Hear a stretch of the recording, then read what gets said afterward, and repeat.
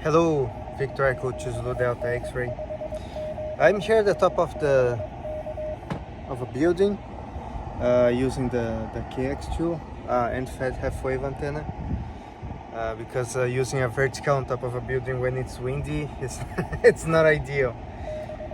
All right, I'm here listening to Whiskey Bravo Zero Radio Lima Juliet to get some activating a quota, and I'm recording this video to just to talk about something that I thought that I would never enjoy. I didn't think of myself in enjoying it, and I'm actually doing so.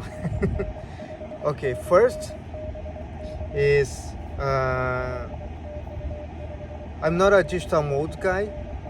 I mean, I have the IC705 with an iPad and SDR control software. If you don't know what that means, is that for me to do FT8 it's just a matter of opening the app and clicking whatever I see in the screen, and I would get the QSOs. Although I don't enjoy digital modes, but it's been feeling more and more attractive to me, and this is the reason why. I often like. I'm a father.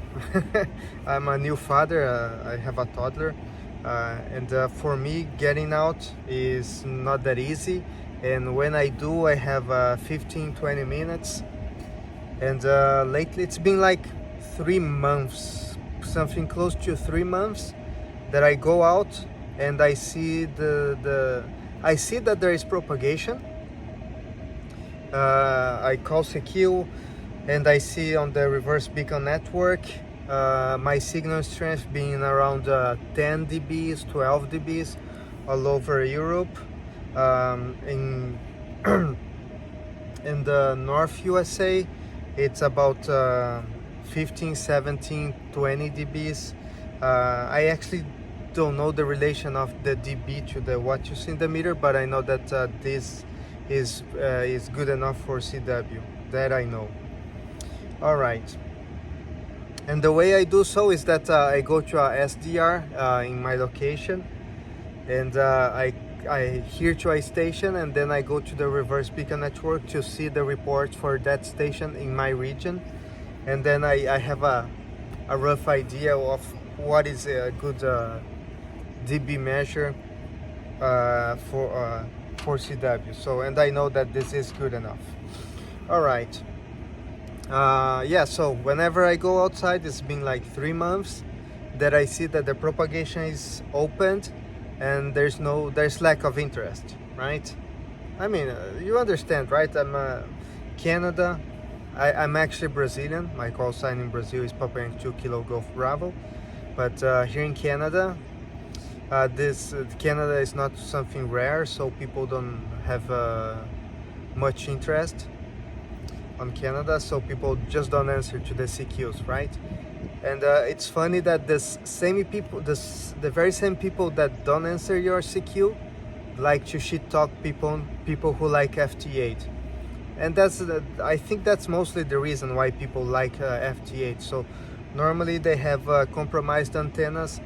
What I mean by compromised antenna, your antenna might be resonant, but it's not the ideal antenna. What I mean by ideal antenna is you having at least a Yagi. That's an ideal antenna. So, especially in North America, due to the Homeowners Association, people are forced to work with end-feds antenna, vertical antennas, dipole antennas, which is I consider to be, I mean, for North America, it's good enough, but it's not that good of an antenna, right? But anyway. So when you have these antennas, you face this problem of lack of interest, people not copying you, and this kind of stuff. And FT8 sounds pretty much appealing, right? I will give you another example. When it's winter here in Canada, and in my region, last winter it was like pretty warm. But some winters ago, there was days that it was minus 25 Celsius, and I was out in the park trying to get some DX. And now imagine yourself, right? Go to the park, like with snow up to your knees, right? During the winter, I don't like to carry the.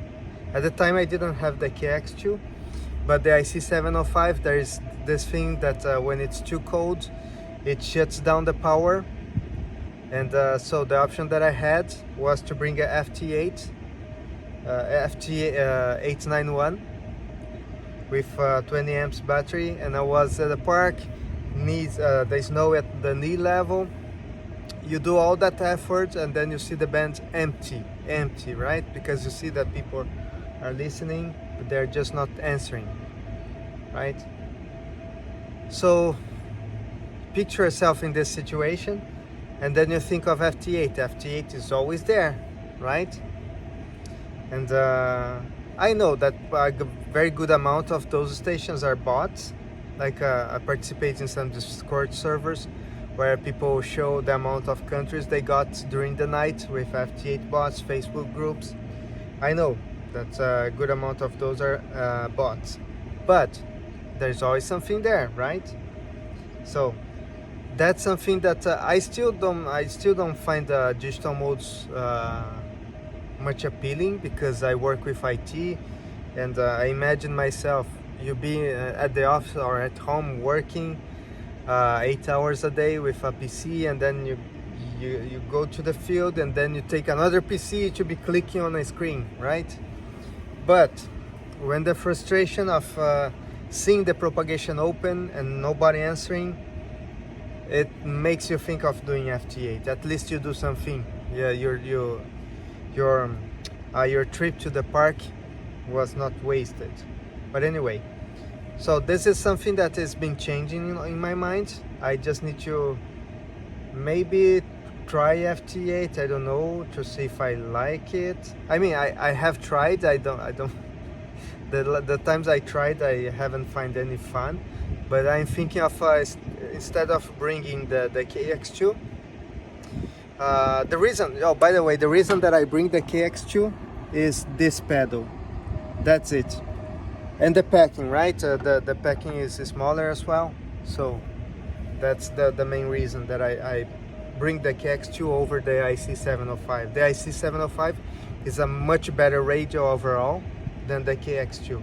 If you put one close to the other, for me it's screaming the difference. But anyway, that's the reason. But I've been thinking of bringing the 705 with an iPad, so I could at least, if nobody answers, if I don't find anyone calling on CW, which is the mode that I like the most currently, it's not my trip to whatever I go to do radio is not wasted.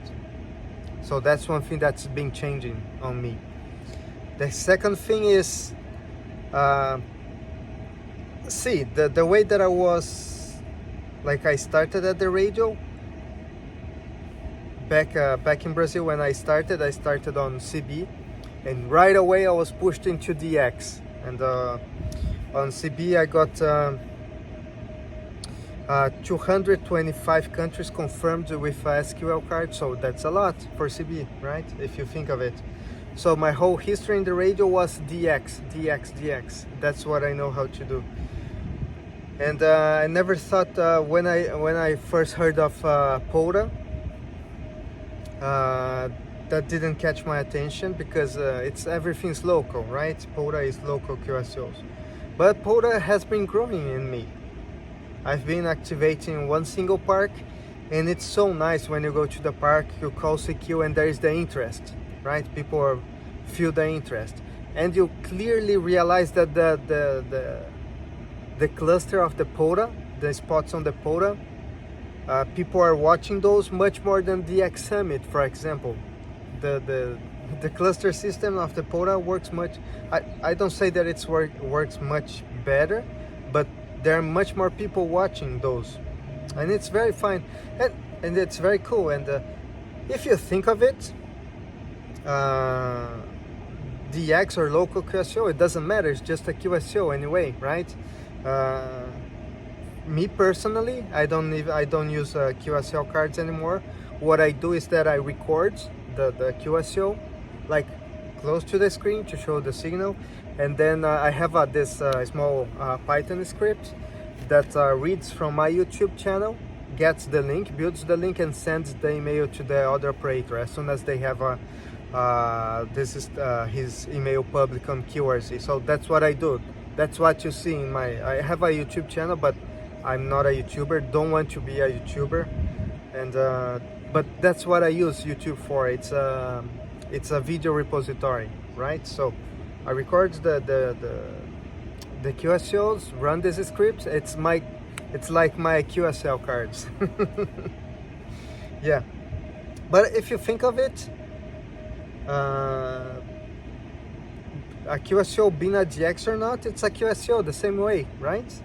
That's been changing in my mind, and I've been enjoying. I thought that I wouldn't enjoy POTA, but it's pretty fun. It's pretty cool, and I make sure, although I still like DX the most. Whenever I go out, I always go to the higher frequencies here on 20 or whatever bands that I have available, and I actually answer to every station that I hear calling CQ. That's something that I do a lot, and I actually enjoy it, because I also think of the other side, the person going to the park and nobody answering to his call. So I go here, not only here, right? So whatever frequencies whoever I listen that is calling CQ on CW, I answer, even if it's the very same person every day. I do answer, right? Yeah, but it's cool. It's very cool. I've been enjoying POTA, and that's two things that's been changing on me. All right, thank you very much. 73. Bye bye.